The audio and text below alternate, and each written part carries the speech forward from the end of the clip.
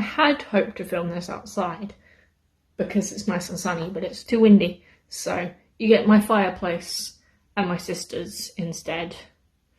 Hey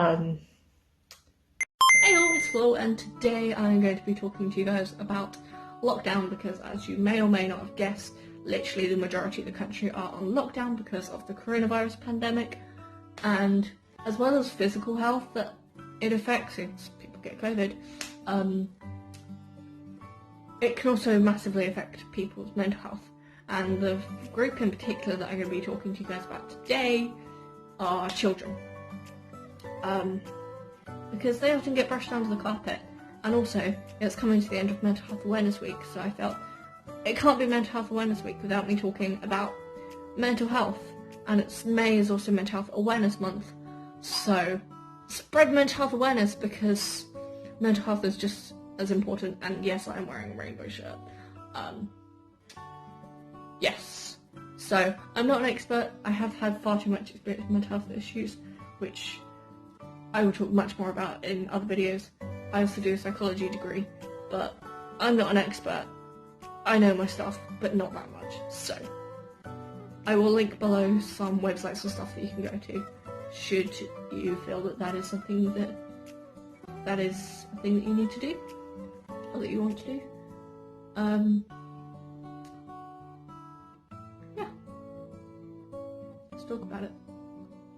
And today I'm going to be talking to you guys about lockdown and mental health and things like that, because that's the thing. Yeah, so let's talk about it. Your worries about rent and loss of jobs and things like that, but also children are quite badly affected. Childline has had something ridiculous, like an 80% increase in calls to do with mental health. So that can be children feeling anything from I'm sad because I can't see my friends, but also they've had calls from kids who are scared that they're going to lose their home because their parents are self-employed, so they're not receiving any income from their work, and the government are not, that 80% of their pay that the government are giving them is not enough for them to live off, for whatever reason. And I feel like children are very much brushed under the carpet. We've had footballers and the rent and self-employed receiving 80%, all publicised in news, some of them even front page. But we haven't had the fact that children are very badly affected by mental health to do with lockdown publicised. And I know they may not be in a risk group for COVID, so they're not kind of seen as a priority, but I think in terms of mental health, they are the at-risk group, because especially teenagers and young children, rely heavily on socialisation. They need to be, to the point where young children, if they are not socialised properly, that will affect their development. And we are social beings. We are not made to be cooped up in a flat for weeks on end. So I feel like, and also a lot of children are at the age where it's very hard to explain to them why they can't go to school or why they can't go and see their friends. And for some children, routine is such a big part of their life, especially for children with special needs or conditions like autism. If one thing is wrong with their routine, it will completely they will completely flip and go into a meltdown. And children like that, it is very hard to explain to them why they are not having their normal routine, because they rely so heavily, they find security in the repetitiveness and the reliability and the knowledge of what comes next in terms of their day, that when they don't have that, they feel very uneasy, I guess, is kind of the best way I can put it. I'm not an expert on this. I am currently doing a psychology degree and I have done lots of research, but I'm not an expert. And also a lot of children you normally receive physiotherapy and occupational therapy and hydrotherapy and things like that to help with their muscles and their growth and their development, are not receiving that, or receiving that from their parents, which, although is better than nothing, is not perfect. So I feel like they're also being affected. And some ways that you can help improve your mental health during this time is, well, a lot of them is just basic care, pretty much, and I know that sounds really like patronising, but sometimes it can be easy to not do it, especially when you're not meeting up with friends, so what's the point of getting dressed? But getting dressed can really help with your mood and really help with how you feel about the day. You know, it can make you feel a lot more ready for the day and feel a lot more active. And also, it's a productive thing. You know, you've done something. You have accomplished a task. And I personally would say that the biggest thing for your mood, if you're feeling sad or down, or just not 100%, go outside. If you have a garden, use it. If you have a street, walk down it. Even if it's just around the block. You know, because you get fresh air into your lungs, you get your heart pumping, you get your body moving. Because if you lay down or stay in one position for a certain amount of time, your centre of gravity changes. And I know that because I have spent a week bedbound, and sitting up after 8 days is weird. So it kind of helps with your centre of gravity. And it can help with your productivity as well, and even, you know, like I said, if it's going to the shops or walking around the block, it can really make you feel a lot better. And also, it's a task that you've completed.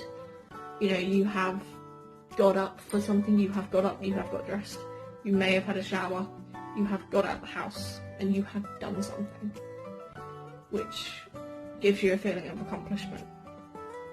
And I know that certainly for me, that's something that makes me feel 10 times better.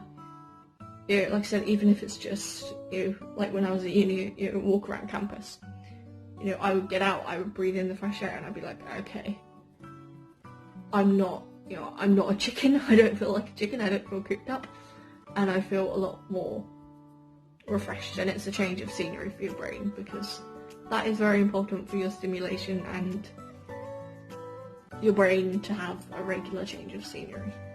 You know, that's why we decorate houses, you know, to kind of liven it up and keep us stimulated. And also, body hygiene is very important.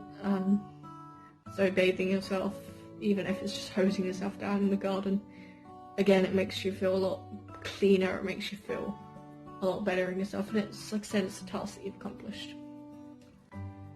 And I think if you can't talk to your friends face to face, then video calls. There are so many apps out there that can help you or enable you to talk to friends across the globe. So there's Skype, there's FaceTime, there's Facebook now do, you know, video call, there's Instagram, there's Zoom, there's all sorts of things that can help you talk to your friends. And I know that some people are even doing counselling sessions over FaceTime, so I know that's a thing. So maybe you could try that either with your counsellor or get a counsellor. If you use BetterHelp, and some people are eligible for a discount, so I think it's like 30 quid a month or something like that, maybe a little bit less. Normally it's 50, but because I'm a student, I managed to get a discount, which I didn't use because I was like, still not paying 30 quid. So yeah, and there's an NHS app that you can use to help see your doctor online, should you need it. So there are lots of different ways that you can talk to friends. I think just talking to someone different, can really help switch it up again. You know, help it boosts your mood and it boosts theirs as well, because like I said, we are social beings, so talking to lots of different people can really help. I know that a lot of people are doing things like quiz nights and stuff on Zoom, so if you just get together a couple of friends, or you know, phone a family member or phone a partner or someone that you don't live with. Just be like, hey, you know, what are you up to nowadays? You know, how are you feeling? Because I know you would like someone to do that to you as much as they would like it, so.